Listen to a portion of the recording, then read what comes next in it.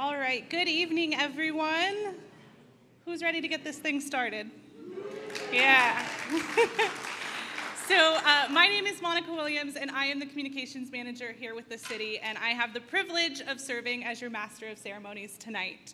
I just want to thank you for taking time out of your busy lives to be engaged and be here tonight with us.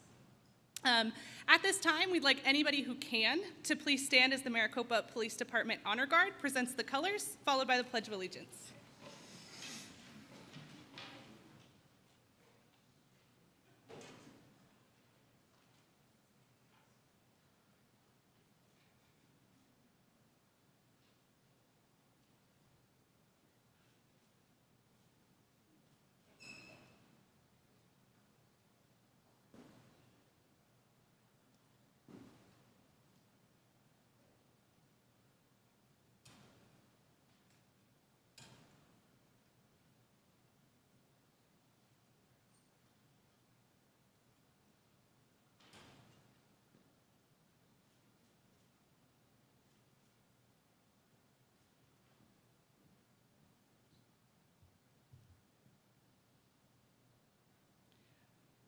Ready? Begin. I pledge allegiance to the flag of the United States of America and to the republic for which it stands, one nation, under God, indivisible, with liberty and justice for all.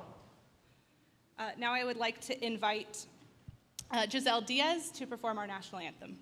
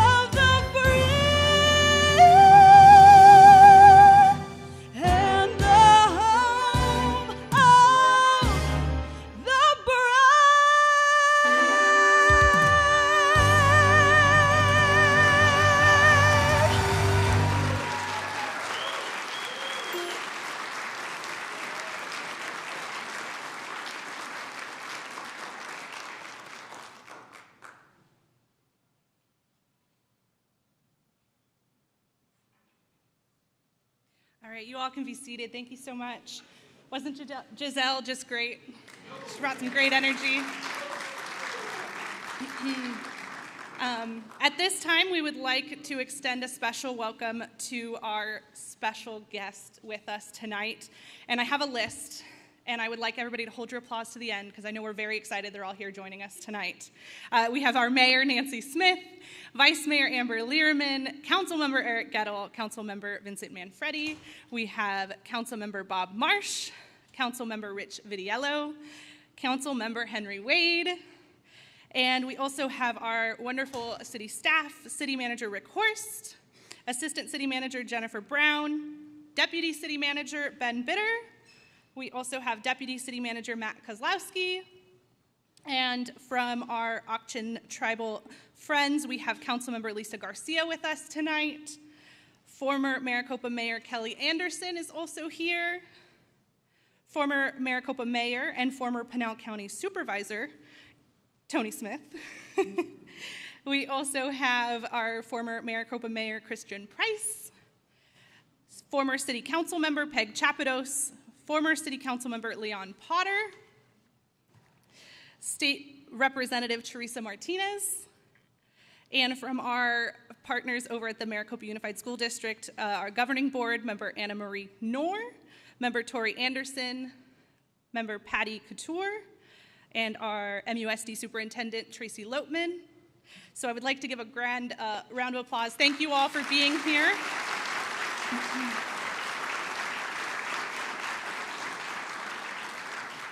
We would also like to recognize our sponsors, including our presenting sponsor, Thompson Thrift. Without your support of these events, which allow us to showcase the city at no cost to taxpayers, it wouldn't be possible without your support. So thank you so, so much.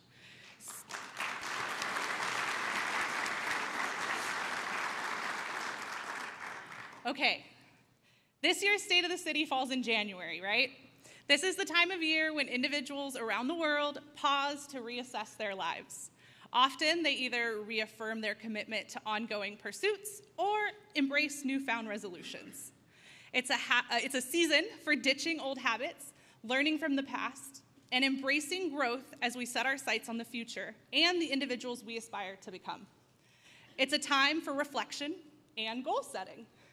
That's what Mayor Smith would like to offer to us tonight. A unique chance to reflect on Maricopa's 20 years and give you a glimpse of what the future holds for our great city. So without further ado, Mayor Nancy Smith.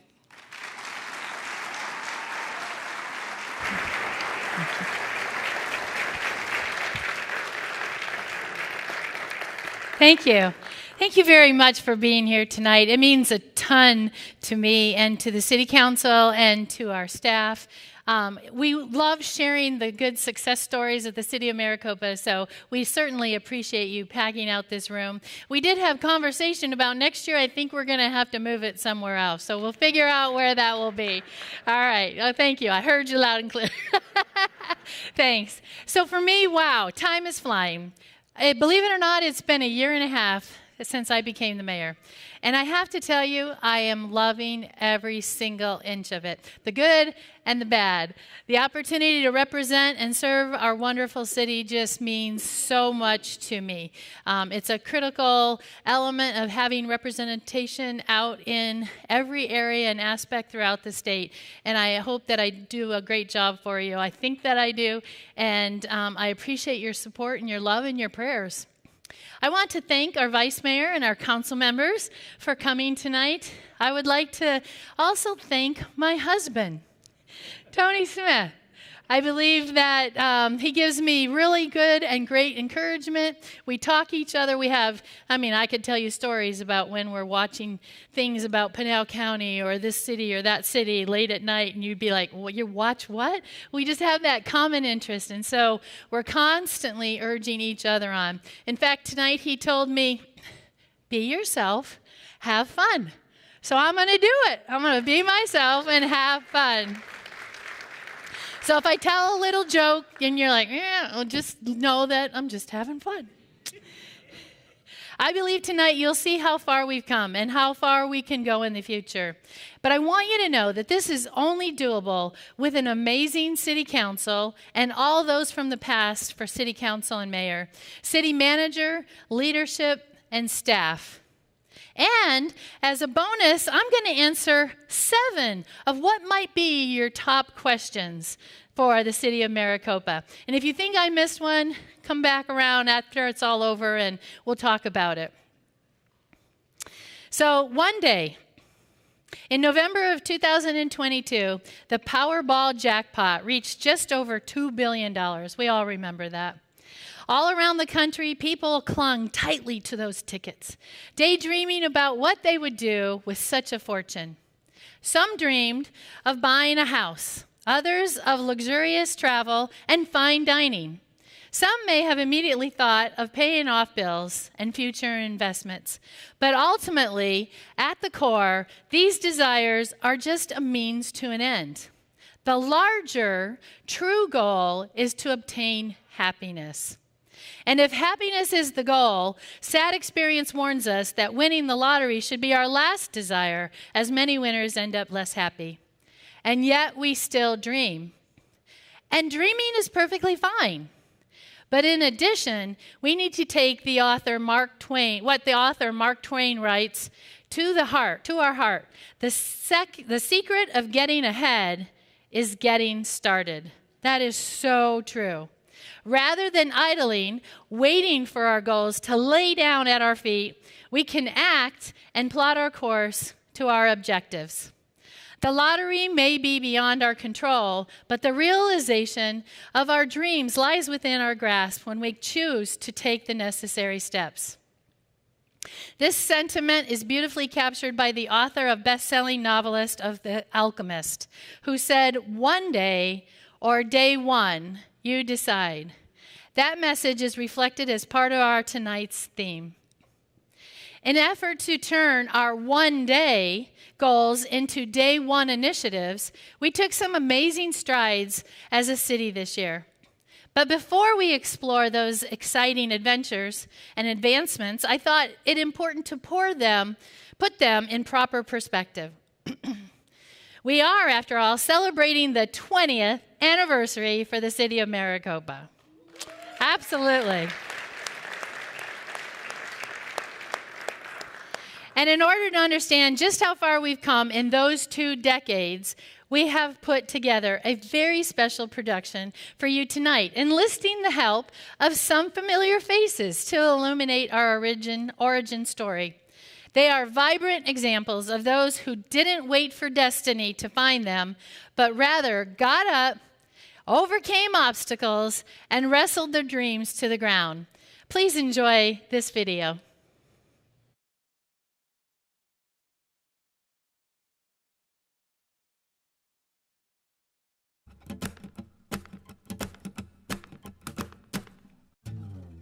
Every city, I believe, should always start in a double-wide trailer. It's the most humbling experience in the world.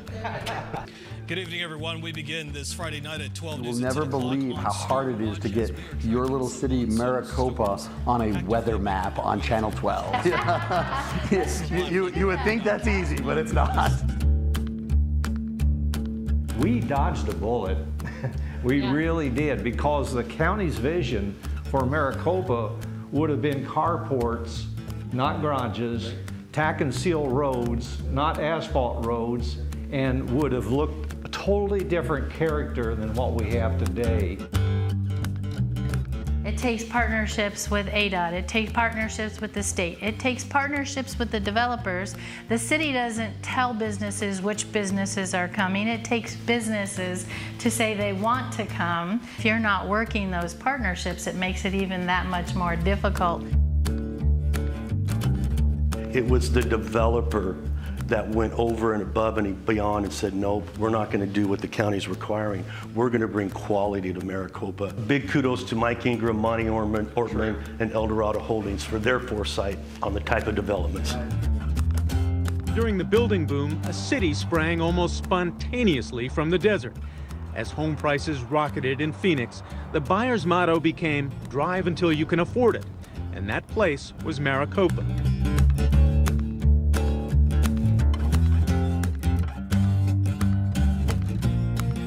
I formed an incorporation committee in August of 2002 of 24 committee members.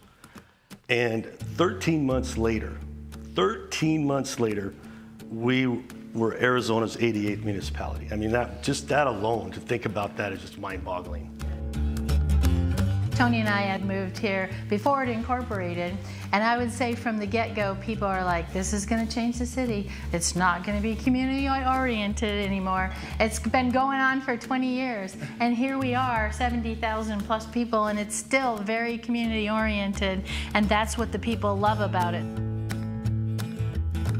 We are going to have a vision. We're going to become something that we want to become, even though we can't see it today.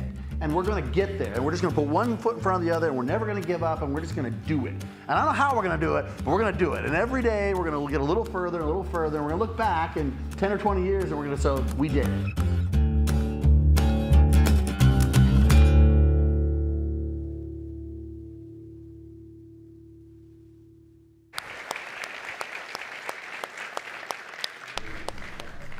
So while filming this video, even though we've lived here since before incorporation, I had forgotten exactly how far we've come. From double wide trailers. Bought this ground in the 80s with the intention to build these single family communities. What, another 10 minutes? We're just a bunch of farm guys. Didn't it look like the end? Growing cotton and whatever, and decided to become a city. And we tried to incorporate, but we didn't have enough people per state statute to incorporate. Once they started building houses and people moved in, then that opportunity arose. And by the seat of our pants, doing 800 permits a month, fastest growing city in the country, a lot of eyes on us, we took that leap of faith.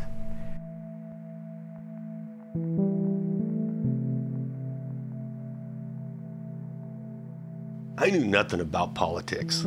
I wasn't into politics. I didn't watch politics. I didn't like politics. I didn't want anything to do with politics.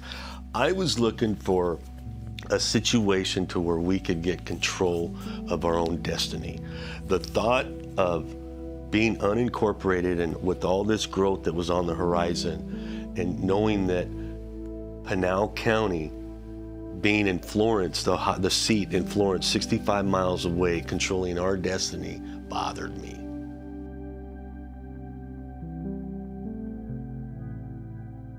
So we became a city 2003. What do we do next? Codes, ordinances, public safety. We contracted with Pinal County for a police service. We had the fire district to take care of the fire stations. We were paving almost 2 miles of road a week, 800 permits per month. We didn't have a city hall per se. We had a little trailer. The back of my Tahoe was the planning and zoning office with all the plans and engineering. There was a lot to do. Well, it was a pretty quiet road. We didn't have this much traffic. Day one, I show up to City Hall. It's in a dirt parking lot in a trailer with no staff in it. It's just the city manager that was there at the time and myself.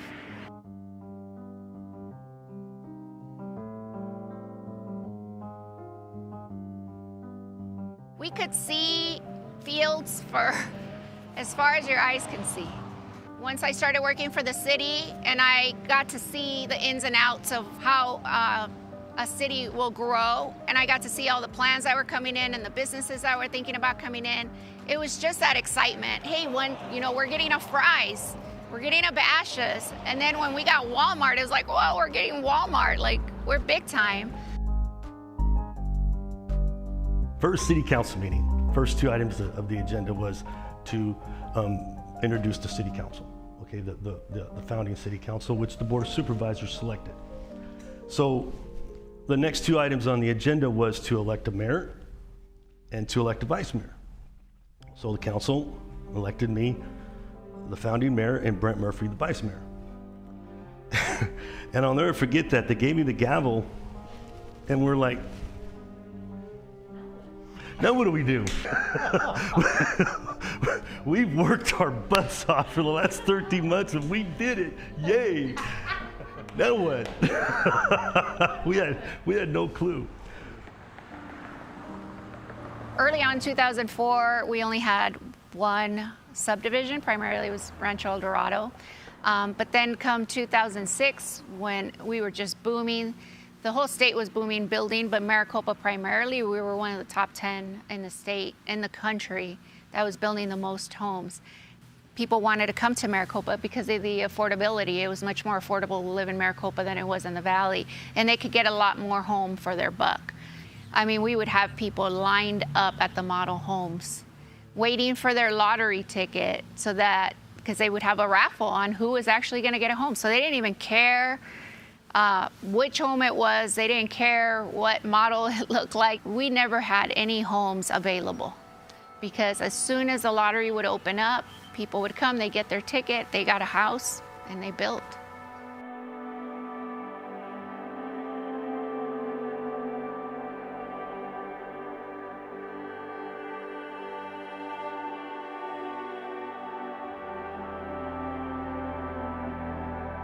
We were riding high. When we incorporated in 03, there was a 2-year period, and this is a true story.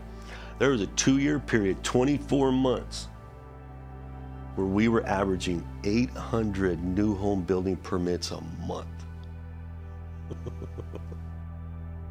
We begin tonight with the story of one town that surged on the back of the mortgage boom and has tumbled after the bust. It's happened all over America these last few years, but Arizona has been hit especially hard. Drive just about any street in Maricopa and you'll see them. Houses with weeds taking over the lawn, the driveway, an abandoned swimming pool. Real estate signs say short sale, selling for less than the mortgage, and bank owned. People are leaving every day. As interest rates ratcheted up and values dropped, people started to turn in their keys and disappear. It was ugly.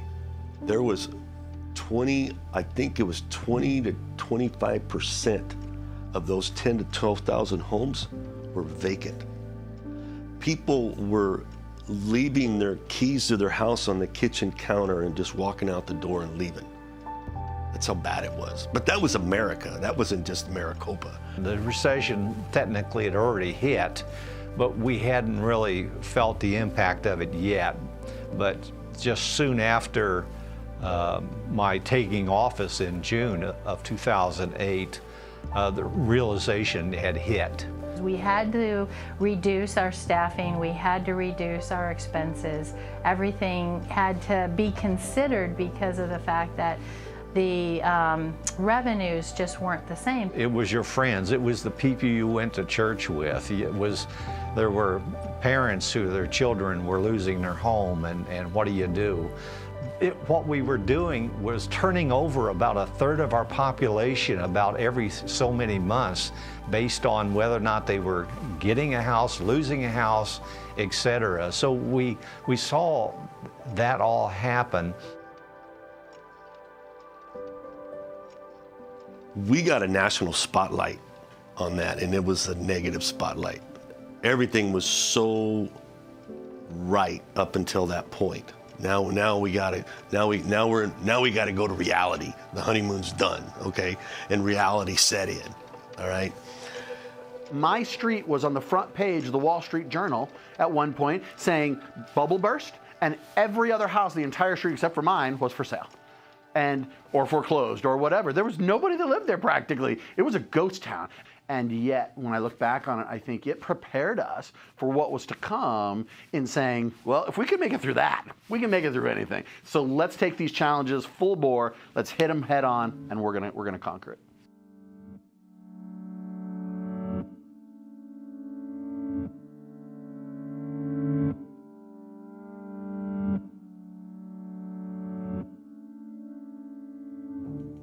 After the impact of the recession, what we saw is some businesses, but reimagined. Prior to the recession, there was certain restaurants that were coming into these lots, certain businesses. After the recession, it was a smaller version of that business or a completely different business. Some of those lots were sold to different businesses, so we were seeing commercial being built, but at a slower pace. A couple of the developers, they started picking up again. They still own those properties. Those subdivisions were still platted, so they were ready to pick back up. They started building again, but not at the pace that we saw in 2006. It was in this community. The community never gave up. You know, like you said, it went back to those floods, those nasty feedlot fires. It just made this community strong, and it made all of us strong. And no, nobody ever gives up around here, that's for sure. Well, I think the challenges were to identify what is Maricopa. We always said, why not Maricopa? During my time, a lot of folks were, I think, satisfied that we were going to be a bedroom community. And a lot of people might still consider us a bedroom community. But I was never satisfied with that concept because it's unsustainable.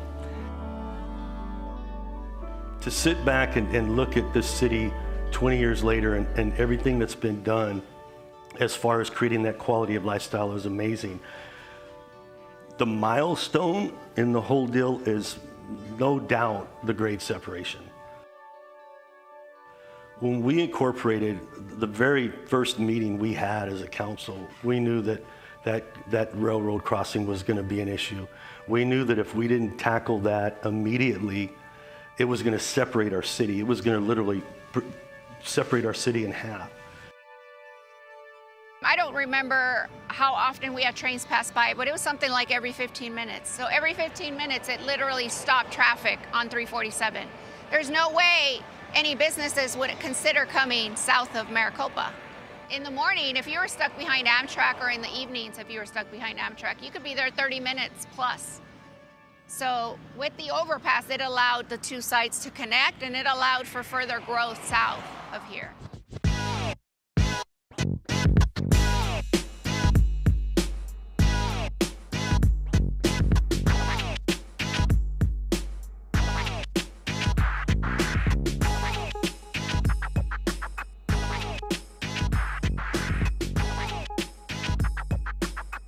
The amount of blood, sweat, toil, and tears that went into how do we get this impossible task to save people's lives and create a united city for the first time. I mean, I can't tell you how many times realtors would come and say, oh, Maricopa's fantastic, just don't ever buy south of the tracks. I knew it would change everything, but most importantly, it would save lives. But it did exactly as we suspected it would. And so as we went through all of the meetings and came up with stakeholders and created a new path and a new way by which even the state of Arizona to this day says if you want your job or project done, you better follow the Maricopa formula. You better follow the Maricopa way is what it was called, and it is called to this day. To see it completed in my tenure and to drive on it and to see the changes that it's created even in the first 5 years since it's been done, property values go up, economic development's gone through the roof, you know, hospitals are coming, and they're all happening because that overpass no longer allows the city to be divided. That's magnificent, magnificent.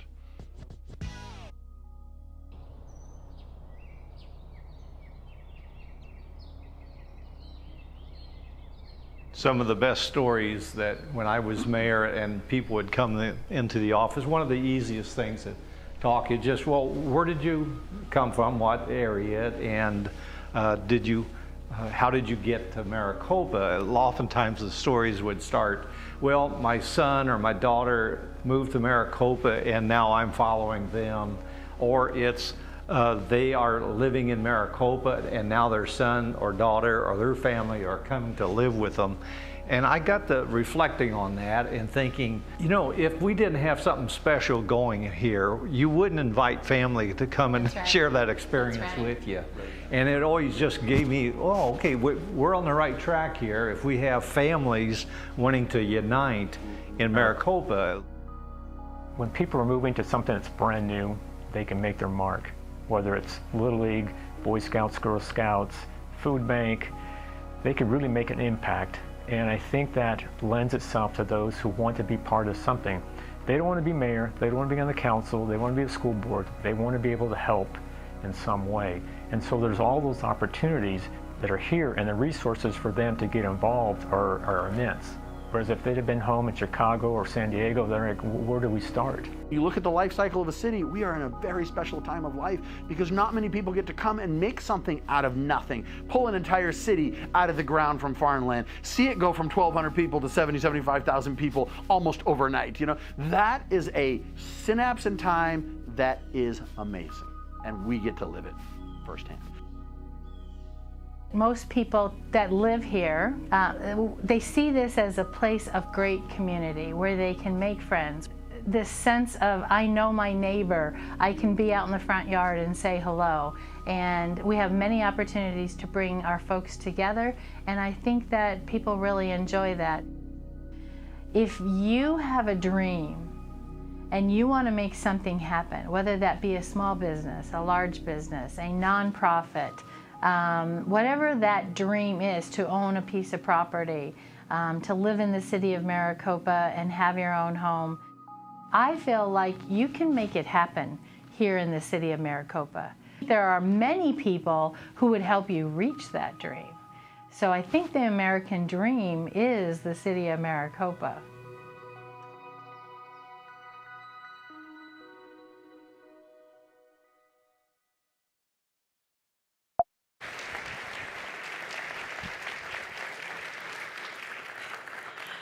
I'm getting the thumbs up from Quinn, so sorry, I actually hadn't seen that second video, and I absolutely loved it. It gives you a great idea of how far we've come, as well as the first video.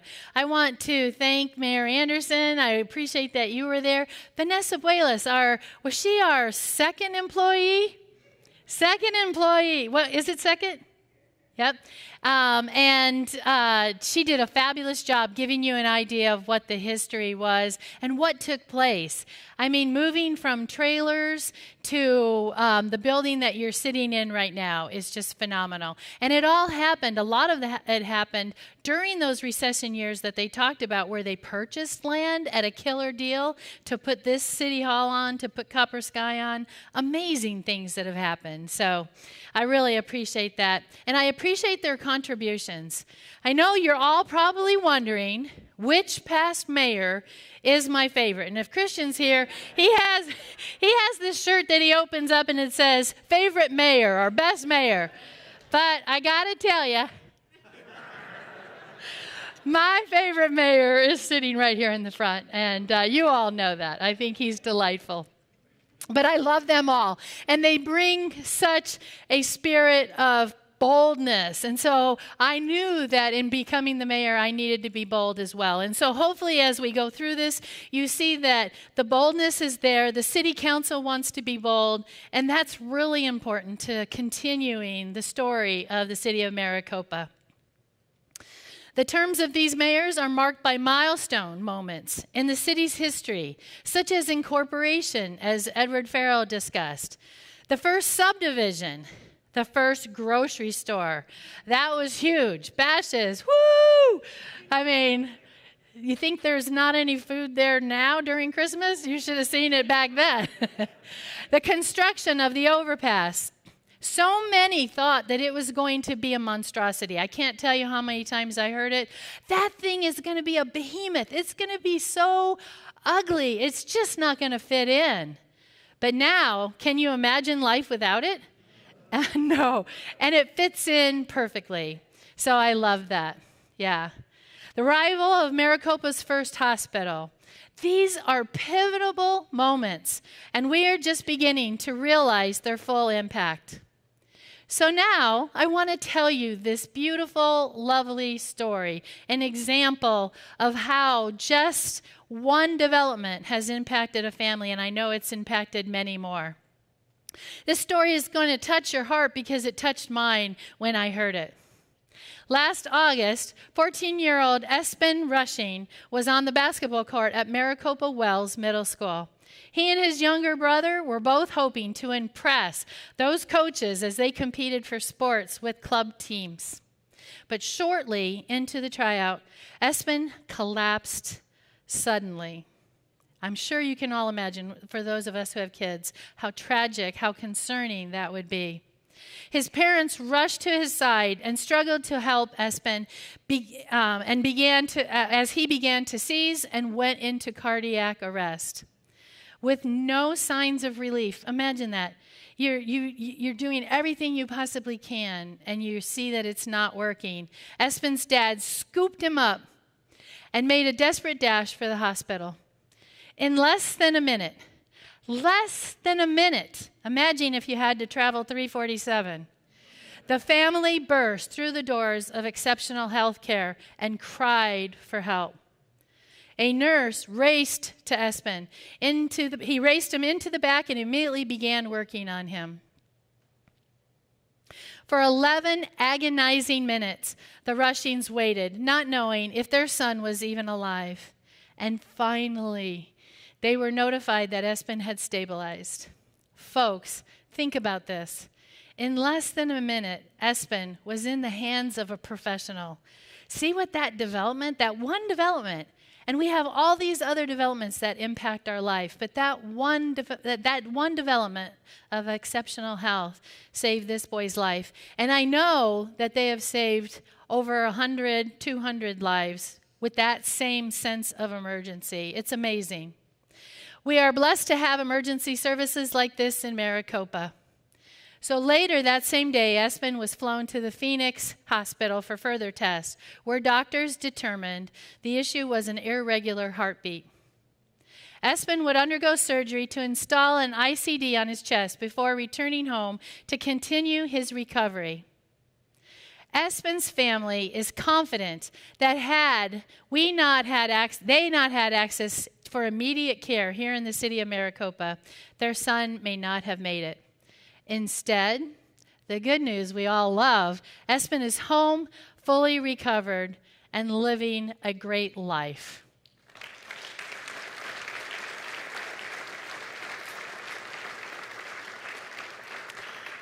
But wait, I want you to meet these folks. There's more.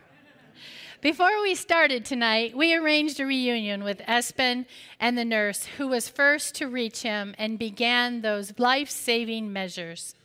They are both with us tonight, and I would like to invite Espen and his family and the nurse, Dan Grass, to stand so we can give them a round of applause.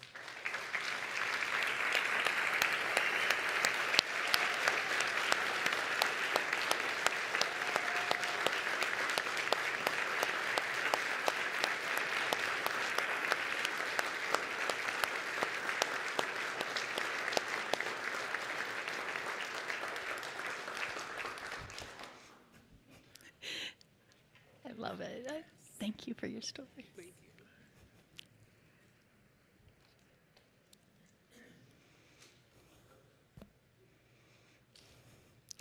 We thank Dan and the Rushings so much for allowing us to share that story.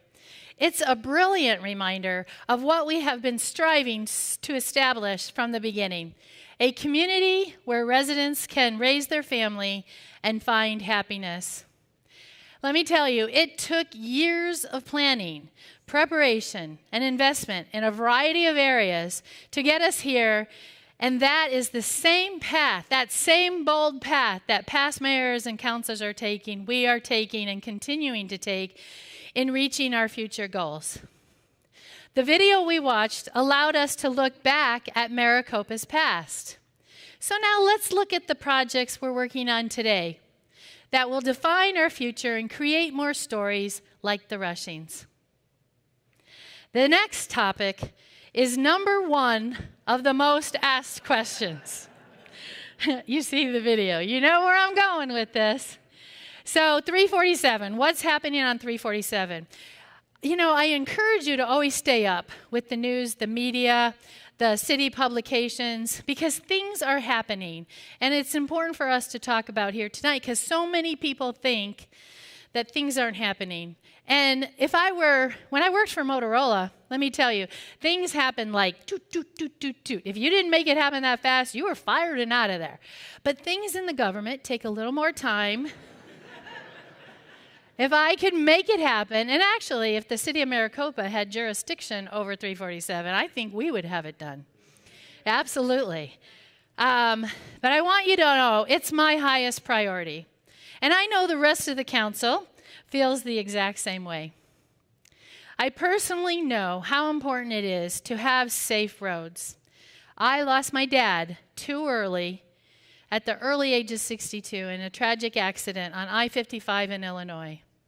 I mean, my heart breaks every time I hear something serious happening on 347 because of the fact that I know the pain that that brings. So it is our top priority, and it's so important to me. I want you to know that, and the rest of the council feels the same.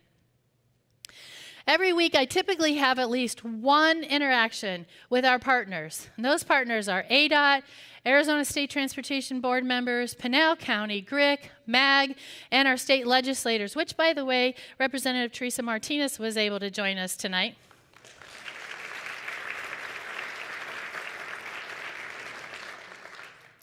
We all partner together to help with the desperate needs on that road.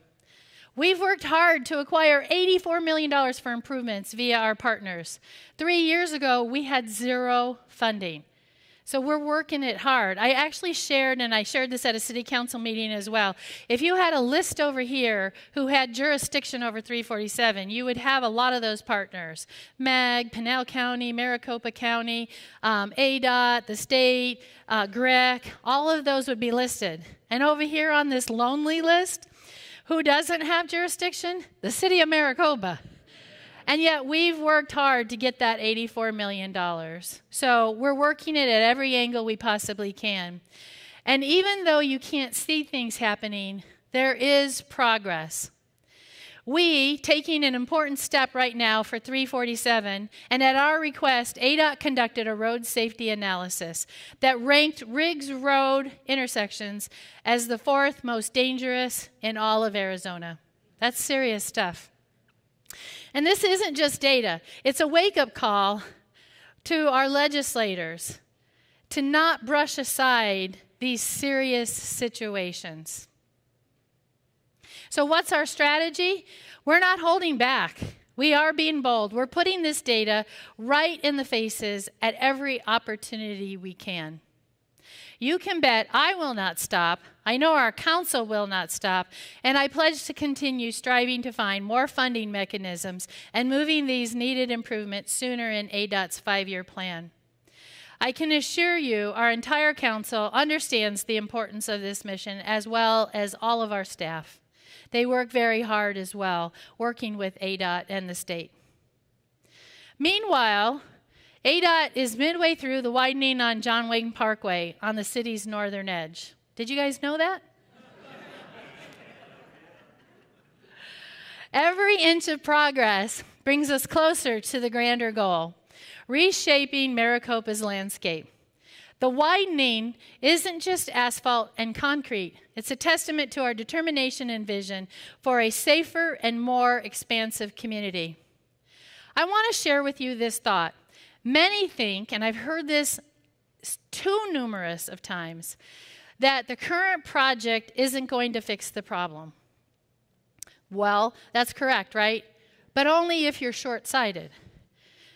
Because you have to realize this first step of needed improvements on the entire long stretch is an important first step.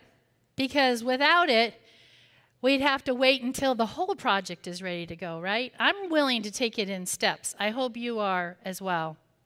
So let's remember what Mark Twain said. The secret of getting ahead is getting started. And this is getting us started. I want residents to understand that this first step is critical to better traffic flow within our city. Adding lanes, continuous right turning lanes, milling and filling those old lanes. I read a post today about, oh my gosh, are they just going to leave those there? No, they're going to mill and fill both of those lanes. You know what I'm talking about in terms of those bumpy roads?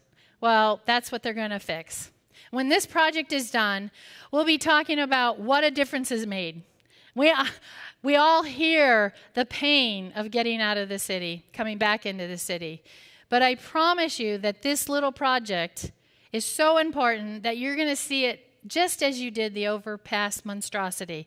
You're going to be like, wow, this is really kind of jiving. It's kind of working. And if you don't feel that way, come talk to me. Because I think you're going to see those continuous rights out of Rancho El Dorado, continuous right off of Smith Inc., wonderful, an extra left turning lane coming south into Rancho El Dorado, so there'll be 2 left turning lanes. I mean, I think you're going to feel good about it when the project is over, which is in early summer. Every step taken toward improvement gets us closer. So now, unfortunately, I have to address the elephant in the room, the governor's budget, threatening to snatch part of our $84 million funds crucial for 347, meant for the Riggs Road overpass, Casablanca, and cement plant intersections. Anxiety looms large, but every time I hear someone speak in anxiety, I try to turn it around because I really believe that with our partners, our state legislators, our staff, our city council members, we're going to do everything necessary to keep those funds. I'm confident that our district legislators will work hard with us to keep those funds, and we certainly can't predict the outcome, right? I wish I could tell you confidently that it's going to happen. But the good news to me is even if we had a temporary setback, we're still not waiting. ADOT engineering is nearing completion of the full design for all aspects of State Route 347 expansion. And we're in the trenches battling for matching funds. And as soon as this design is ready, we can go to the federal government with what we have so far, and hopefully with the prop that's going to be approved in Maricopa County, and say, match our funds, help us get this road done. And so we have that in our strategy looking forward. The inevitable goal is not just a dream, it's a promise, and together we will reach it. In tonight's speech, you'll notice a recurring theme, a call to action, and I'm probably going to do a call to action several times throughout tonight. It's a recurring theme to actively engage and join us in pursuing our ambitious goals. And specifically addressing the 347, I want to spotlight a group that exemplifies everything that we're talking about tonight. They educated themselves on the issues of 347 and are now empowering others to get involved. These proactive residents, completely independent of city affiliation. So imagine that love for wanting to solve this problem, that they join together, they take the initiative themselves to create the website 347facts.com. Not only does that platform keep the community informed about the developments on 347, but it also mobilizes residents by encouraging them to write letters to the governor, state senators, state representatives. Have you received some? Yes, yeah. As far as I know, over 300 letters. I mean, if you want to get involved, go out to their website. I would love for all of these entities to receive more letters. Be nice. That's important because we want some action, so be nice. And the state transportation board members are receiving them also, urging a reconsideration of the funding removal for this vital project. And you can urge them to pull in the schedule as well.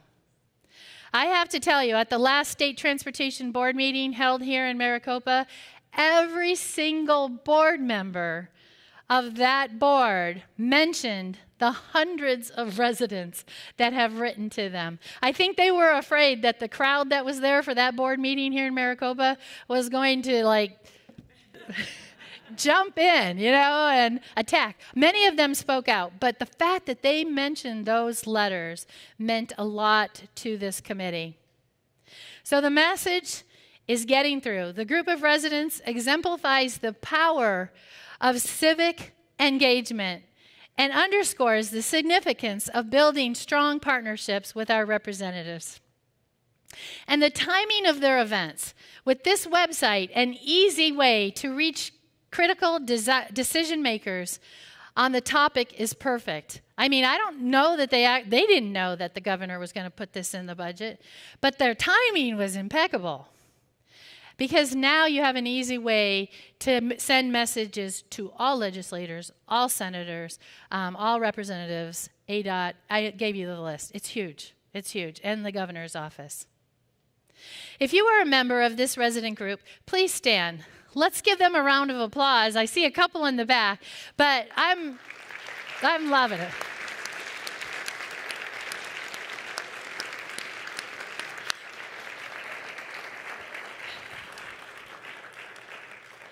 They're amazing, and they continually are coming up with new ideas. While we may not directly control the road, our united efforts apply pressure to those who do, ensuring that our shared vision becomes a reality. Together, let's maintain momentum and see it through.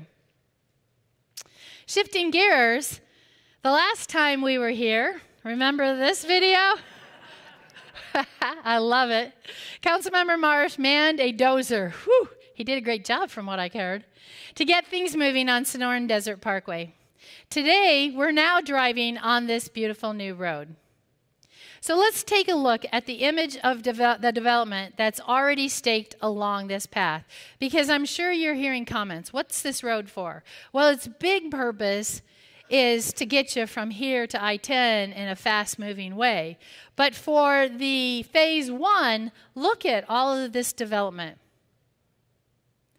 And this is just the first phase of what will become a high-capacity corridor that stretches all the way to Casa Grande and connects to I-10.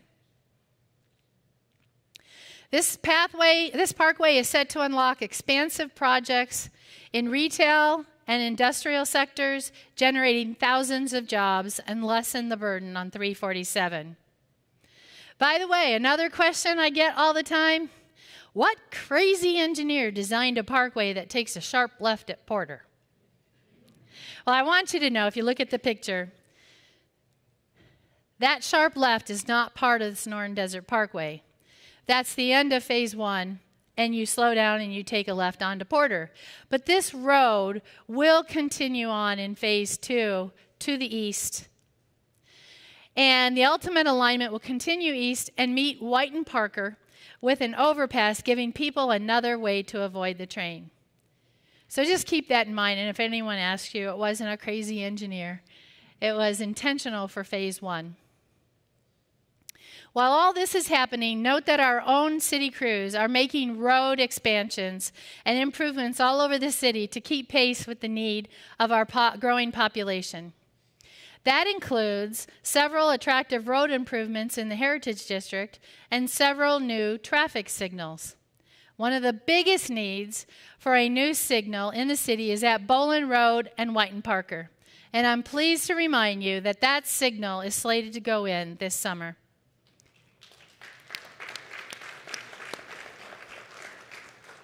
If you're curious like me, I am a little bit of a geek. Go on to the city's website and take a look at the Capital Improvement Plan, referred to as the CIP. It's a great place to learn about all the projects that are being planned over the next 10 years. In our current 10-year plan, there are over $400 million in infrastructure improvements, $600 million altogether, $400 million for infrastructure improvements.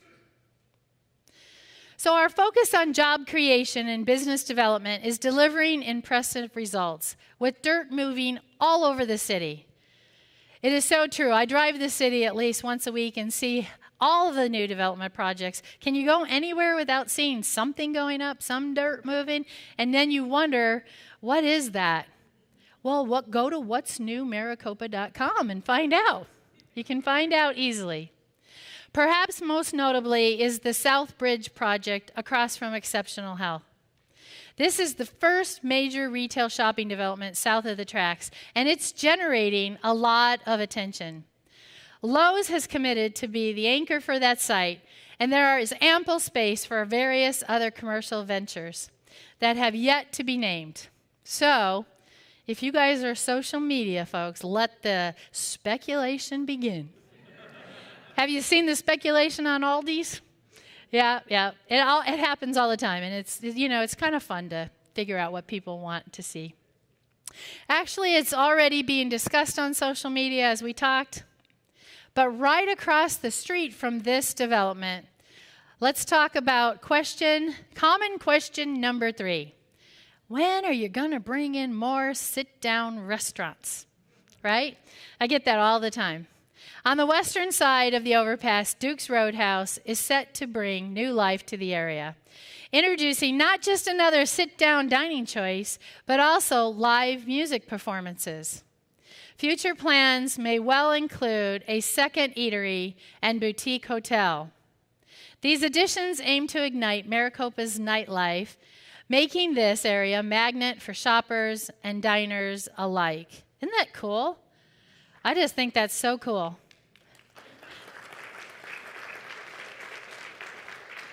So imagine what this area of the city will look like when both of these developments on the east side and the west side of 347 are complete. You all want more choices in sit-down restaurants. I do too, and this area aims to deliver. Turning our attention to the east side, significant transformations are on the horizon for the Walmart vicinity. Home Depot construction is underway with preparations on its Maricopa-Casa Grande Highway site, anticipating vertical progress in the upcoming months. Tractor Supply and Slim Chickens just moved in, and there's more to anticipate as Bosa Donuts, Cold Stone, Banner Physical Therapy, and Rocky Mountain Chocolate Factory are in the planning. I know, I heard, are in the planning stages to join the Wells Shopping Center. Other retailers are vying for the remaining sites, and many new businesses will come to these sites in the coming month. I know that between Tractor Supply, Home Depot, and Lowe's and Ace Hardware, when my husband goes missing, I now have 4 places to go look for him. He loves those places. Before we delve into housing details, remember that this bustling commercial corridor owes its vibrancy to the high-density housing surrounding it. These homes are more than residences. They are backbone of the local customer base and supporting workforce. So think about that. The folks that work in this area at these retail commercial locations are the customers and the supporting workforce. It's critical to have this design. And the exciting news, we're actively seeking a developer to craft Maricopa's first true industrial park off Maricopa-Casa Grande Highway, a project already sparking interest from national and international firms. The magic word there, jobs, high-paying jobs. And that means a shorter commute with fewer cars on 347, which we all want. Can you see the vision at this location? Yeah. Do you see how these projects all complement one another? The Wells Shopping Center, Industrial Park on Maricopa-Casa Grande Highway, high-density housing, have everything to offer each other, and it makes it really work. Housing right next to jobs. Consumers right next to shopping. It's beautiful.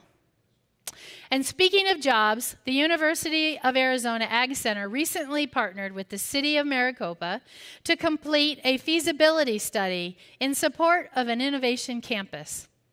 With this first step completed, the second step has started for a substantial mixed-use development initiative that could create thousands of jobs. Can you imagine that? That looks so cool. I can't wait. In 2023, Maricopa added 189,000 square feet of new commercial retail. This chart is amazing to me. I mean, look, in 2022, it was 154. We talked a little bit before this meeting started. I really should have added 2021 because it was like 80,000 square feet. So look at the progression of things coming to the city of Maricopa year after year. We anticipate that number to grow to between 500,000 and 700,000 square feet of new commercial retail space with similar projections in 2025. Now, just what will our dreams consist of now? Keep an eye out for your favorite store. It may be on the horizon. I love this story because it tells an exciting story. All right, so let's dive into the building blocks of our community, housing. And you may be asking me, why is it the cornerstone? This represents the second most asked question I get, and the answer is very important to understand. In building such a new city, the businesses, amenities, and road infrastructure we dream of hinge on the continuation of housing construction. It is a vital link in the chain connecting residential development to the creation of bustling commercial hubs. Let's debunk a flawed mindset. We don't want the homes, just the Home Depot. I'm telling you, Home Depot wouldn't have come if we hadn't grown to where we are today. That oversimplified thinking misses the mark. Developers aren't just building roofs, they're laying the foundation for lucrative opportunities. When rooftops emerge, developers see a thriving community, and that's where the magic happens. Rather than just taking my word, which I hope you do, let's hear from the renowned economist Elliot Pollock, who painted an eye-opening picture for many of us this year on what happens when cities fail to keep up with the housing needs of their communities. I found this fascinating, and I hope you do as well. Today's world, affordability is low, and that creates economic development issues. Our kids can't afford to live in the same community in which they grew up. Essential workers can't live in the communities they work in. If new workers can find housing, it's going to be expensive relative to their incomes. Strong demographics and lack of supply will worsen the situation.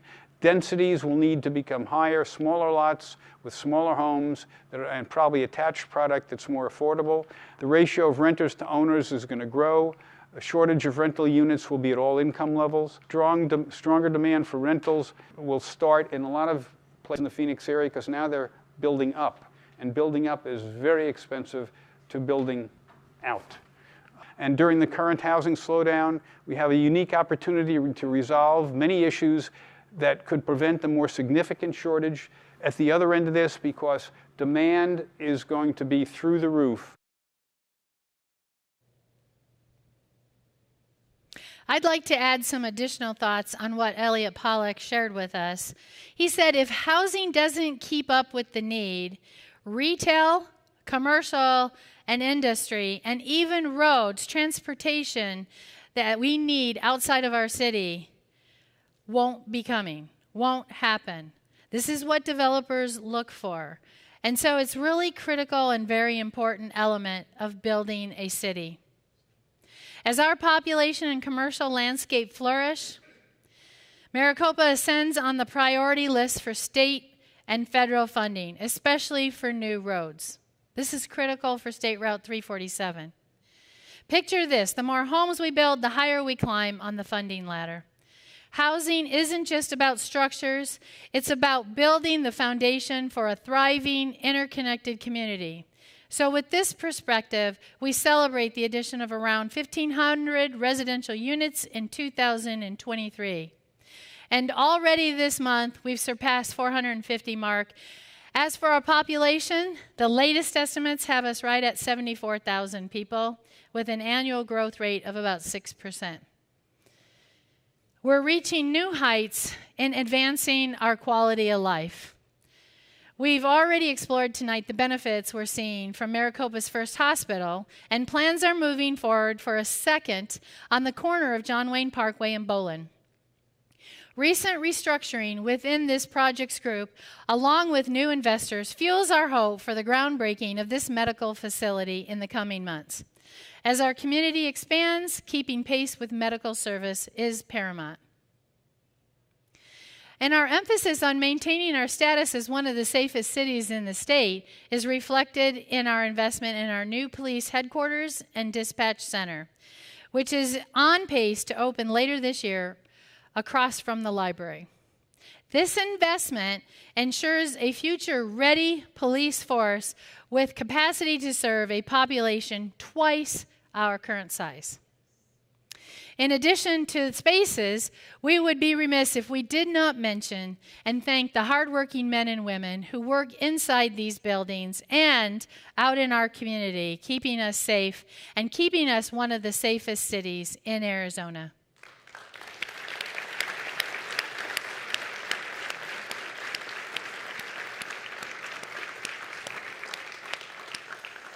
All right, this next thought's going to make you want to clap again. Their efforts have driven positive change, resulting in an 8% decrease in crimes per capita. So gather all that information. An 8% decrease in crimes per capita. So as we grow, the rate of crime decreases 8% in Maricopa in 2023. So we saw that reduction in rate in 2023. A remarkable achievement considering our city's rapid population growth. It's something hugely to be proud of. And all right, let's give them another round.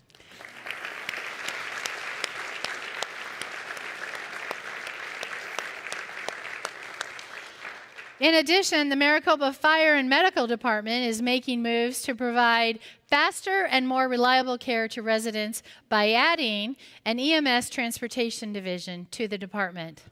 And they've made progress from when we last talked about this. They'll be submitting their certificate of necessity with the state in the coming months, which is the first step in establishing the service. This is exciting as well, and I'm so proud of our fire department for taking this on.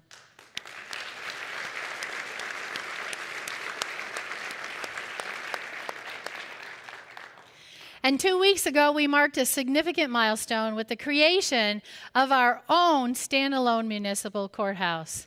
This move gives us control over the quality of customer service and allows us to adjust to meet the needs of our community as we grow, ensuring swifter access to justice for our residents. We are only just 1 year into operating our court system and then having the building open a couple weeks ago. And I am so proud of them because it has been such a flow and such a transition that you would never even know we didn't actually have the operation underneath the city at one time. It's been impressive how our staff has made this work very seamlessly. In the near future, the entire area around City Hall will transform. I always dream of walkable space with lots of things that offer, entertainment and excitement. I think you'll find this really interesting. In addition to the new police department headquarters and courthouse, we're also looking to expand Maricopa's recreation opportunities with a beautiful new park adjacent to a restaurant row. More restaurants. This vision aims to create a vibrant entertainment district enriching for our families and visitors. In the meantime, new recreation opportunities are right around the corner as Lakeview Park in Rancho El Dorado prepares for a ribbon cutting ceremony in the first week of March, to which you are all invited. And if you haven't driven past there, I urge you to drive past there. It is beautiful. I spoke to someone here tonight who said they live in this area and they're excited for this park to open. Well, I don't live in the area and I'm excited for this park to open too. At Heritage Park, we soon are going to, soon to be renamed Mike Ingram Heritage Park, thanks to a generous sponsorship, will be a home to a majestic Veterans Memorial, a poignant tribute.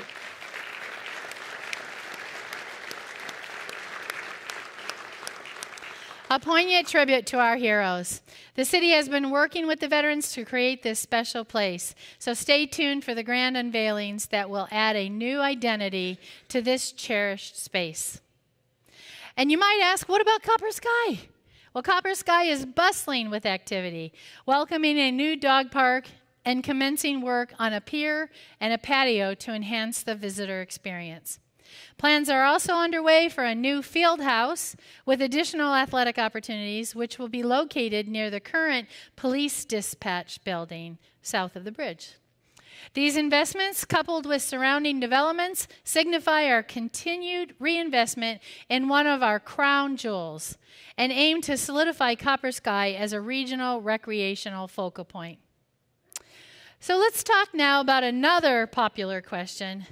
Is that Phoenix Surf still a thing? Is it? It is. On the northern end of the city, plans for the world-class surf park in Maricopa, Phoenix Surf, remain afloat. The addition of Phoenix Surf could revolutionize entertainment options in Maricopa, featuring a centerpiece wave pool, a picturesque shoreline, cabanas, and enriching restaurants. We actively are working toward making this vision a reality. All right, so let's talk now about Maricopa's celebration. We didn't just celebrate its 20th anniversary this year. It exploded on the national stage with unforgettable Wild West Music Festival, featuring a star-studded lineup including Nelly, Flo Rida, Dana Carter, Uncle Cracker, Phil Moore, and Young MC. The echoes of excitement are still reverberating through our community. So while I catch my breath, take a drink of water, let's take a moment to just relive the majesty of this wild event.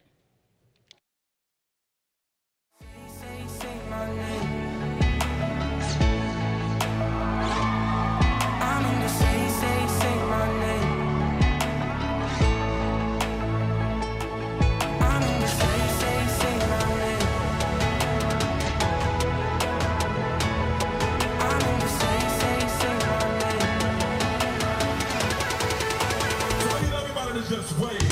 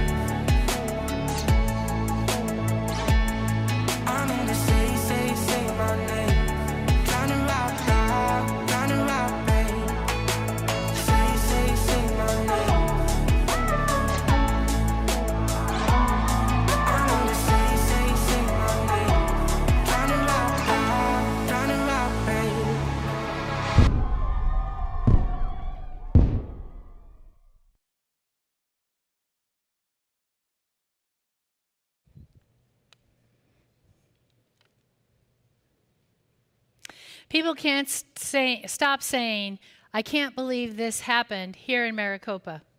Let me tell you a funny story. When I told my daughter, an adult, who lives in Gilbert about this event, she goes to these types of events all the time.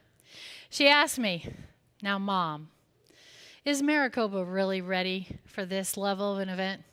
Do you know and understand the security requirements, the parking requirements, the stage requirements?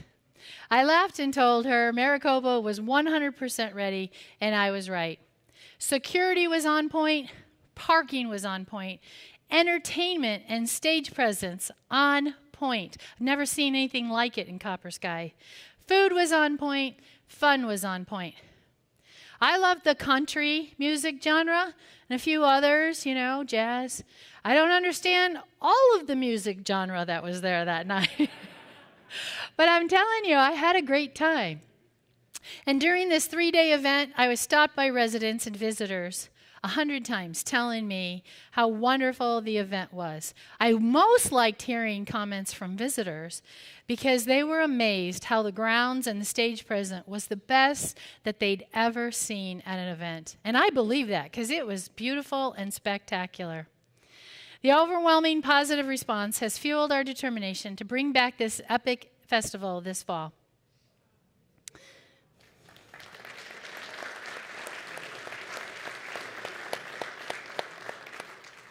The art scene in Maricopa is shining brighter than ever. Spectacular new murals, colorful wild horses, and vibrant signal box art, all crafted by local artists, are enhancing our city's beauty. And the excitement doesn't end there. It doesn't end there. We're thrilled to announce that the submissions for a new round of signal boxes displayed along John Wayne Parkway will open soon. So you have your chance to make a mark in our vibrant cityscape, and it's just around the corner, so make sure you're paying attention. Vice Mayor Lehrman is taking the lead in the coming year with the creation of 2 new grants funded through the city's bed tax, supporting even more public art projects. Follow our communication channels for the inside scoop on how you can get involved in bringing art to every corner in Maricopa. As our city grows, so does our commitment to enhancing the way we live, play, and connect. We're actively developing a robust biking and trail system, ensuring accessibility to recreation, entertainment, and commercial areas. I am so looking forward to the connectivity that this trail system will provide. My husband, granddaughter, and I spent some time in Amsterdam earlier this year. And what an experience talking about a city that is totally connected for walkers and bikers, wheelchairs. I loved it. It was fantastic. And I hope that we achieve something close to that. And that is definitely something I want. I hope you do as well.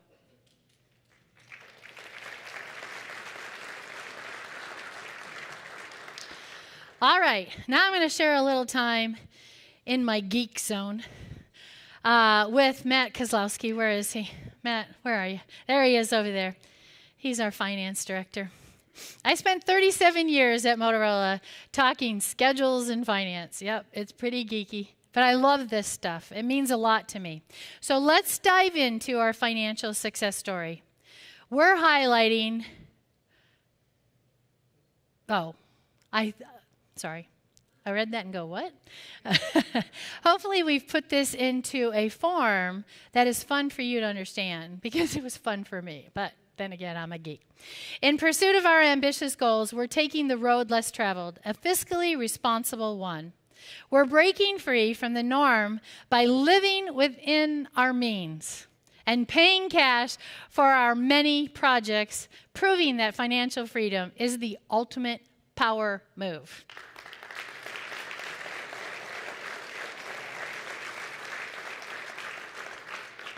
Our credit ratings with major financial institutions, which have always been good, are getting even better, a testament to our sound financial practices. Here's the proof of our financial proficiency. I love this chart because it tells a great story. I'll just take a second and tell you that whenever I'm representing our city, specifically to maybe a business that might be interested in Maricopa, I talk about the financial stability.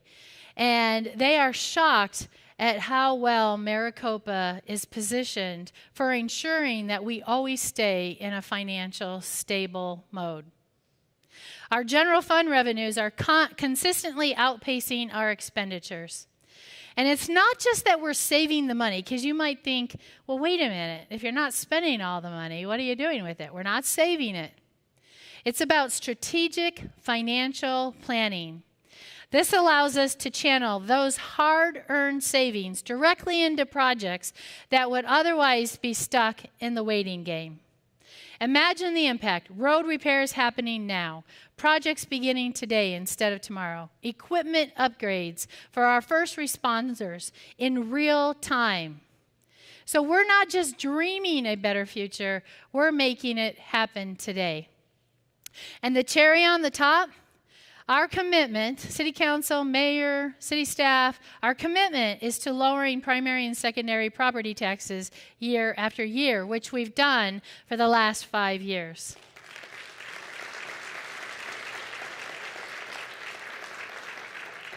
Maricopa isn't just financially healthy, we're thriving, breaking the mold and setting a new standard for fiscal excellence.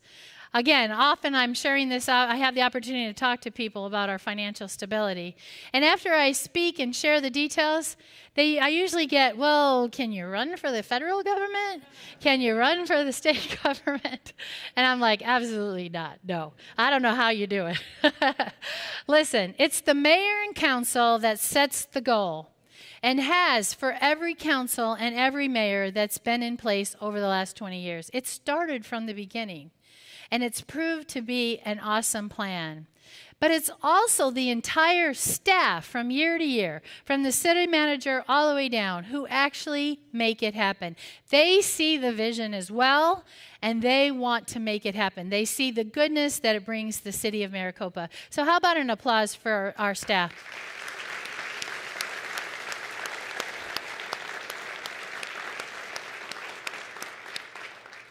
Tonight's State of the City address is looking to break new ground. Traditionally, these speeches are all about the city's achievements and future plans. But tonight, we want to dive a little deeper. What often goes unnoticed is how you, all of you, the individual residents, the businesses, are the true force behind the city's heartbeat. In my time as mayor, I've been vocal about a looming threat, and I'm serious about this: negativity and apathy. I'm really concerned about that feeling that you get every so often within the city on social media. Dr. Martin Luther King once said, "Humans must be like a thermostat, serving to transform the temperature of society. We are not just conforming, we're transforming." I had not heard this Martin Luther King quote until a few weeks ago when my pastor spoke about it, and Pastor Rusty is here. And so please allow me just a little bit of leeway to do a little bit of preach, just a little. Think about it. We have the power to shape our community's temperature instead of following the temperature that provides negativity. So we can change the temperature by being a thermostat instead of following everybody else's temperature in the negativity. So instead of waiting for solutions, let's roll up our sleeves and be the change makers. Embrace positivity, get educated, get empowered, and actively engage in crafting the future of Maricopa. Now, this doesn't mean that you always have to agree with decisions that are made. But what it does mean is if you disagree, call me, call City Council, call the city staff. Find out the real facts, find out the why behind, and then share that with people so that they understand the whys. Expect more of yourself and from others. Elevate your thinking and encourage others to join you. Tonight, we want to recognize and celebrate a few of those who embody this spirit, our community champions. I've joined forces with our incredible City Council to shine a spotlight on the stories of those that are determined to make thermostats, are inspired and, are determined to be thermostats, and inspire and remind us that Maricopa's strength lies in the hands of the residents. Council members, if you'll please join me. So first, I'd like to introduce Vice Mayor Amber Learman.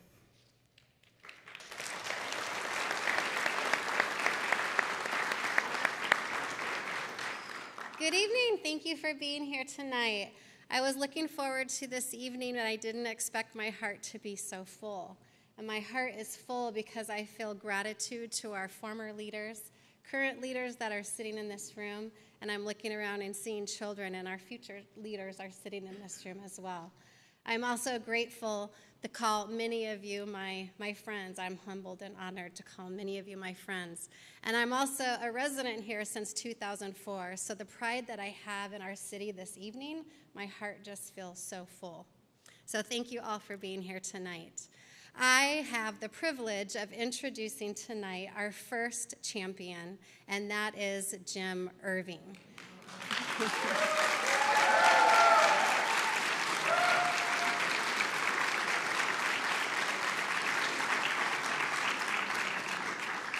If any of you know Jim like I do, I can't recognize him without also recognizing his lovely wife, Dina.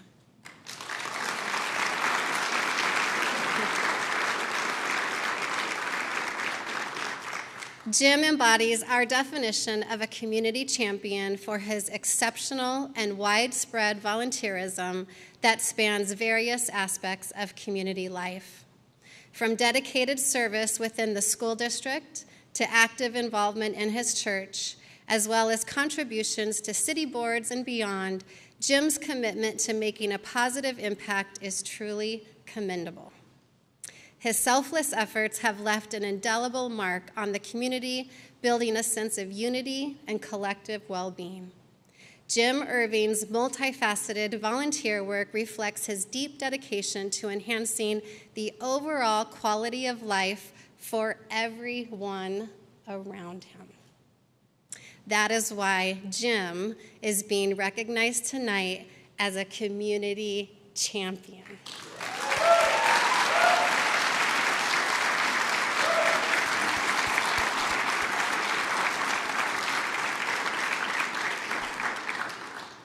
I also have the privilege of introducing Paul Shirk.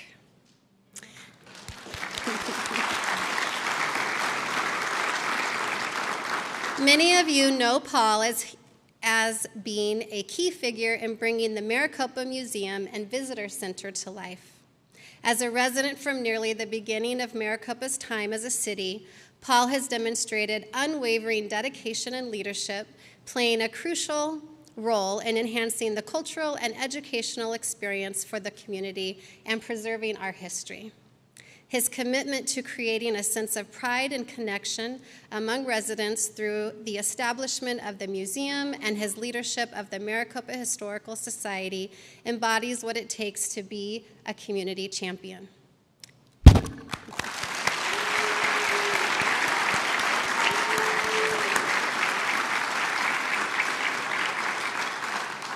Next, I would like to introduce Councilmember Bob Marsh.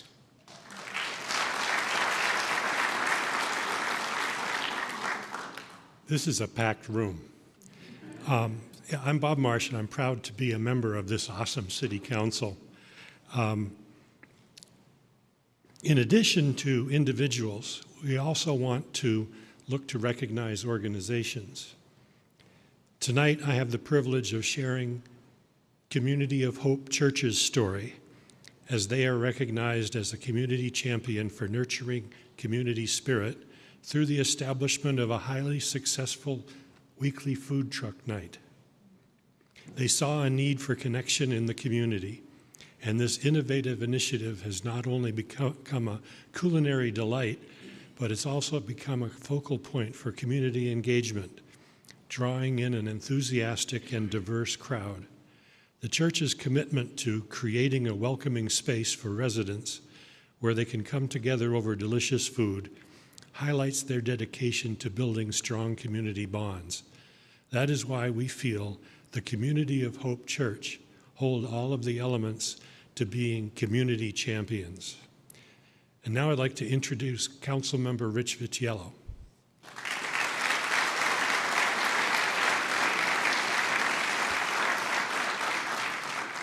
Thank you. Welcome. This is awesome. Year after year, things get better and better. That's why I live in this city, and I know that's why you live in this city. I also want to thank my wife, Joanne, for putting up with me as a city councilman for the last 6 years. But as I said, I'm Councilmember Rich Vitiello. And tonight, I have the privilege of introducing not one, but two individuals, husband and wife, Joe and Crystal Templin, and I hope I got that right. For the past, they have dedicated their time, lots of time, many hours, coaching Maricopa Rec soccer program. The Templins have embraced this. They have taken everything in from countless hours, day after day, doing what it takes to make sure that our youth gets what they need, and that's exercise and enjoying playing here in Maricopa. They've spent many hours. Joe has taken time out of his personal time to sit here and actually coach the coaches, and has embraced the kids and brought new things into their lives today. The Templins' passion has built this up. They have done an unbelievable job. All I can tell you is I am proud to have these people and introduce them to us and to the city of Maricopa for all the hard work that they've done over the many, many years. So join me in thanking them.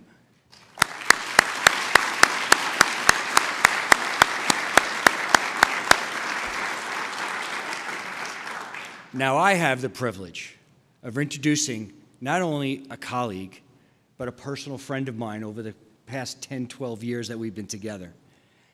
Councilmember Henry Wade.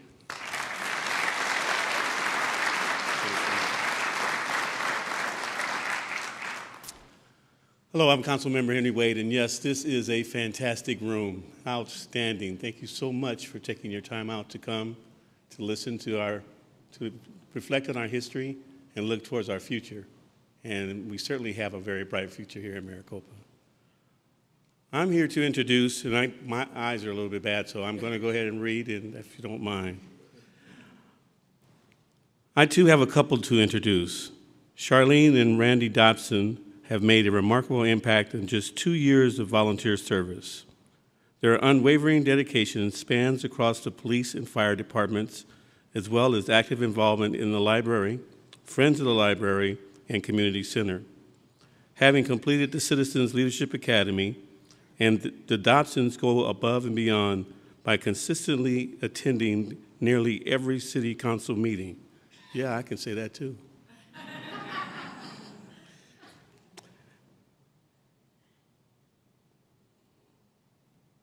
Engaged in local government. When asked about their motivation, Charlene and Randy say they made a conscientious decision to be actively involved in shaping and enhancing the community since their arrival in Maricopa, and continue to do so because of the dozens of other volunteers they serve alongside. Their dynamic involvement across various facets of the community service makes Charlene and Randy Dobson a prime example of community champions. Let's recognize those community champions today.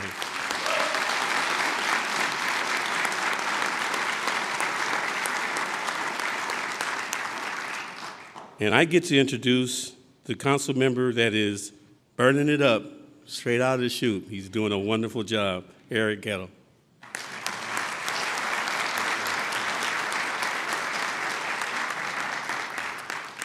Good evening, everybody. I am Councilmember Eric Gettle, and we've talked a lot about investment here tonight, haven't we? The investments in infrastructure and the investments in transportation, our housing, the economic development that's happening. But one of the most important investments we can make for any future is that of the rising generation. And so it is with great privilege and pleasure that I introduce our final community champion this evening. Excuse me, didn't mean to get so emotional tonight.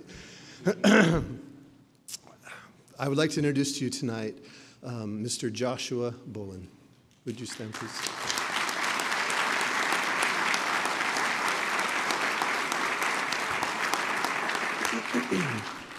Throughout his teaching career of nearly 2 decades, first grade teacher in MUSD, Joshua has exemplified a profound commitment to building a sense of community within his classroom. By focusing on creating a supportive environment, he ensures that his students not only excel academically, but that they also feel a lasting sense of encouragement and support for their future endeavors. Joshua's tireless efforts in encouraging a strong sense of unity among his students have not only left a positive impact on their educational journey, but they have also contributed significantly to the overall strength of our community once they leave his classroom. His enduring dedication to the well-being and the success of his students makes Joshua Bolin the perfect example of what it means to be a community champion. Thank you, Joshua.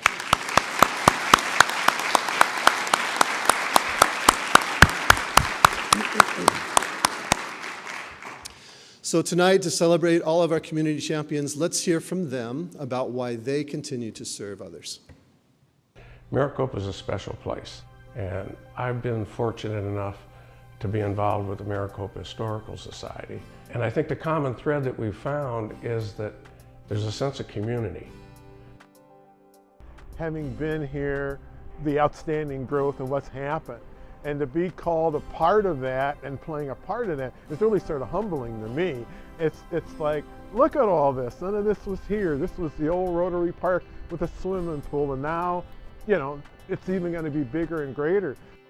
2017, I was sitting around, these food truck things were getting really big in Phoenix, and I had this wild idea that, you know, I could get 50, 60 of my friends to come, and we would set up here in the church parking lot, bring in 4 or 5 trucks, and we just have a night of eating. Teaching first grade the last 16 years, it's just absolutely amazing. The kids come in, they're like little sponges. They're eager to learn, they have a desire to do their personal best. At times, you have that challenge where they have an I can't attitude, and it's just really my goal to instill in them that they can do anything that they want to do. It just takes a little bit of time, a little bit of practice. If you walk into the police department, if you walk into fire corps, if you come to the library, if you go to the senior center, there are opportunities. We go to city council meetings, we go to planning and zoning commission meetings. You meet the nicest people who I consider friends, not just people that we volunteer with. So take the time. The city's worth it. There's so many different ways that you can become involved, and there's other people that have same interests that work together to make it a real positive thing. Coach soccer, been coaching soccer for nearly 5 years now with Maricopa Rec. Joe's always wanted to coach. You know, we've always made a good team and we have a fun time with the kids. We love it. You're probably, as a coach, the biggest positive influence outside of the household, and kids need that. There's a variety of ways that we can serve our community, and there's always opportunity to do more. I think, you know, here we are 20 years later, but still a lot to do.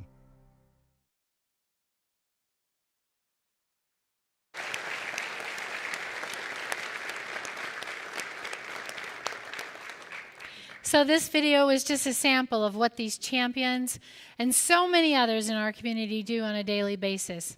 You can see their full stories on our social media pages and hopefully feel inspired to find your motivation for becoming a community champion.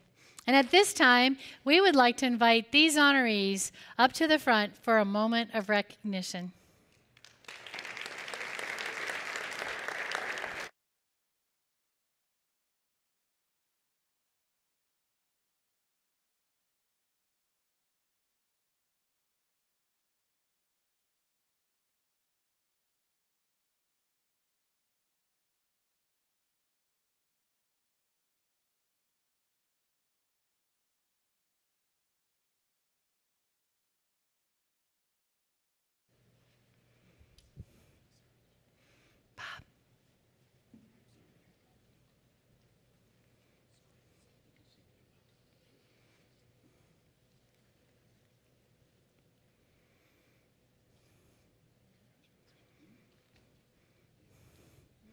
Isn't this cool?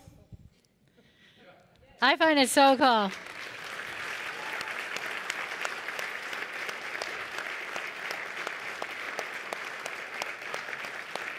Thank you. And afterwards, talk to them. Find them and talk to them, because they have so many inspirational comments that they made throughout this process. And they know tons of ways to get involved if you're looking to do that. And I want you to do that. So thank you all very much. I appreciate it. Yep. Thank you so much. Thank you.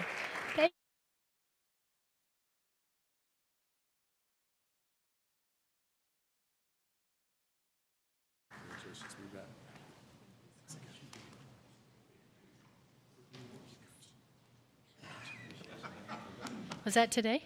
Yeah. Tony, they just told me Purdue won.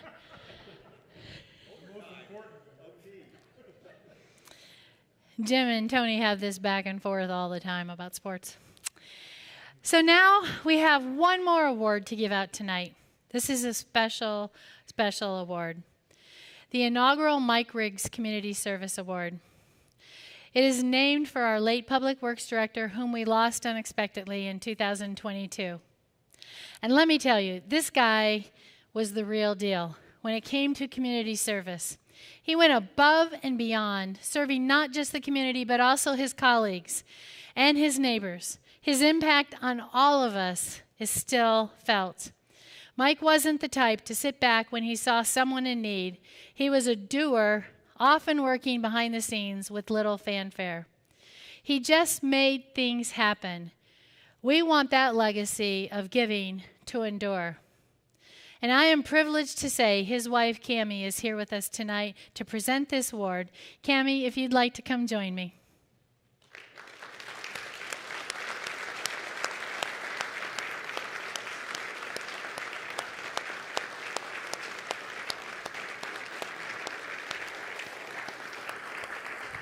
Thank you so much.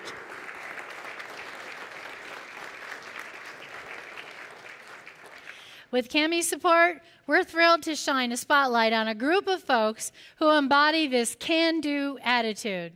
Just like Mike, they saw an opportunity to lend a hand and took charge. This bunch, with their strong community connections and the support of volunteers, came together to organize an event that not only passes tribute to others, but also brings in hundreds of Maricopa residents, both as participants and eager spectators. For their stellar teamwork, have you figured it out? And self-reliance in making this community service happen, it brings me immense joy to present the first ever Mike Riggs Community Service Award to the brains and muscle behind the Maricopa Veterans Day Parade.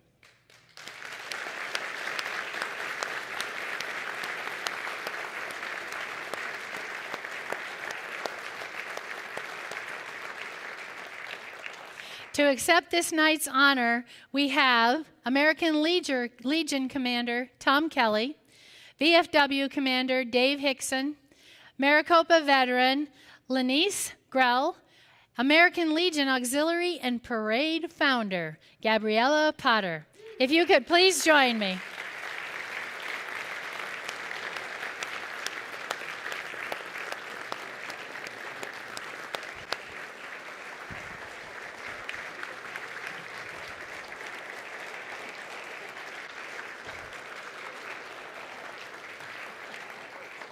I'll take a hug. I'll take a hug.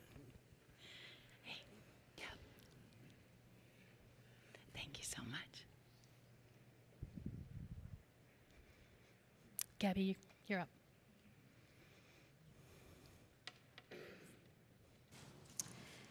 Good evening. It is with great honor and privilege that we accept this award tonight.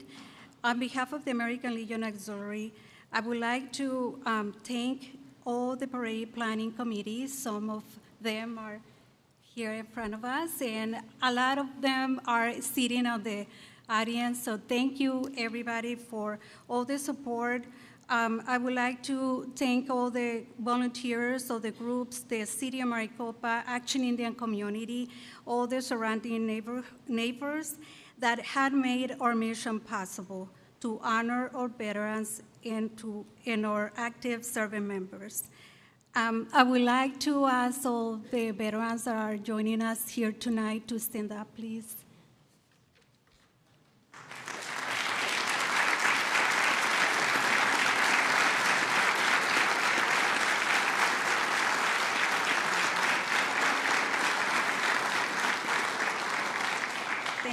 Thank you. On a special day each year, our community gathers to show appreciation to all our local heroes.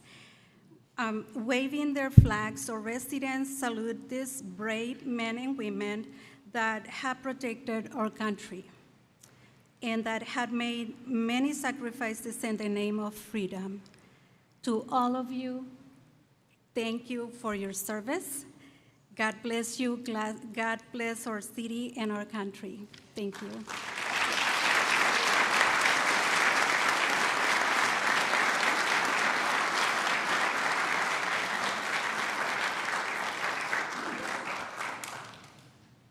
I've been asked to share that these 4 individuals are just representatives of the dozen of volunteers and residents who contribute to the parade. I know that there are several other key people in the audience besides our veterans as well. And so I would like to ask, if you're part of this parade committee, please stand so you can be recognized as well.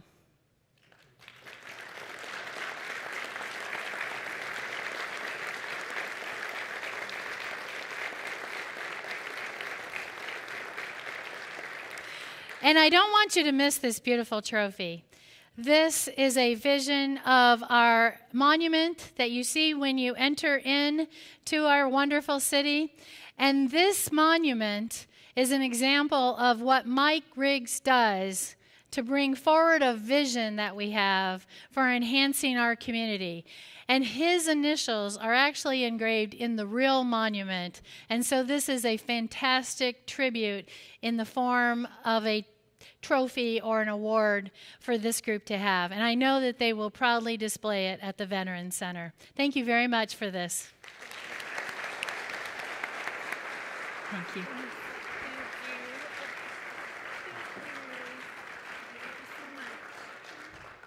Afterwards. Yeah.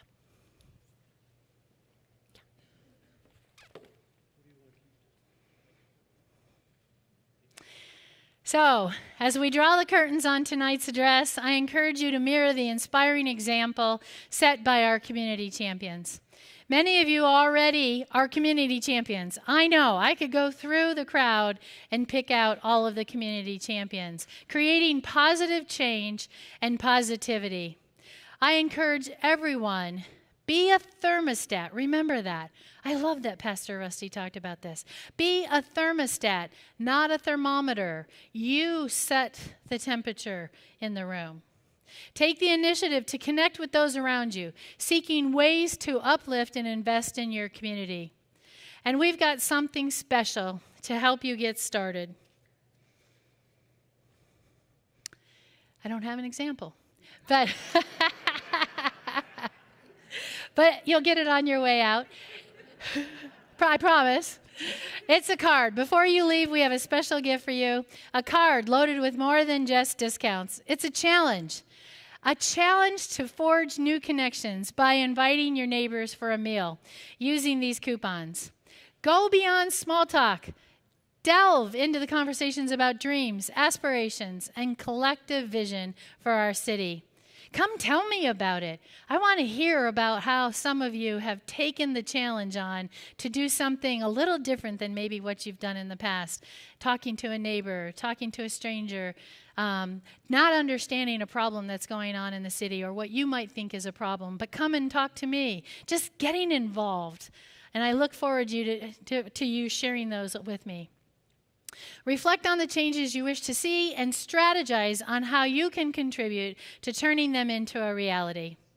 Remember, as witnessed in the Maricopa Veterans Day Parade, incredible feats are within reach when our residents unite with a shared purpose. Do you remember in the video when I said early on, I had people come up to me and say, there's nothing to do in Maricopa. I can't find this. Why don't we have this? And my response was, I'll help you figure out a way, but if you can't do it in Maricopa, you're not going to be able to do it anywhere. So you ought to be able to figure out a way, and I'm here to help. Many of us are here to help because there are ways to make things happen, just like this parade that you never thought was doable. The last popular question I want to share with you tonight, and I believe we've already answered it, but I get it all the time. How does Maricopa keep that small town community feel when we're growing so fast? And you know, the answer is you. That's the answer. If we create community in our environments, if we stay connected with people, with projects, with the needs of Maricopa, we are the answer to keeping that small town feel. And I promise you, it will happen.